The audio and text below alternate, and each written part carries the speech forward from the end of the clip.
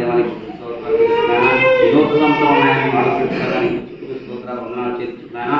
Cake cut చేస్తున్నాను, ప్రతి ఒక్కరికి దీవించండి, ఆశిస్తున్నాను.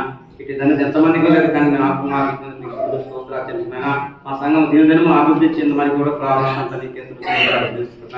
సంఘంలో ఐక్యతను దయచేయమని కూడా ప్రార్థిస్తున్నాను. నీకే స్తోత్రాలు చెల్లించుకుంటూ నన్ను నీకు తగ్గించుకుని ఘనమైన సరే తీసుకున్న ప్రార్థన తండ్రి.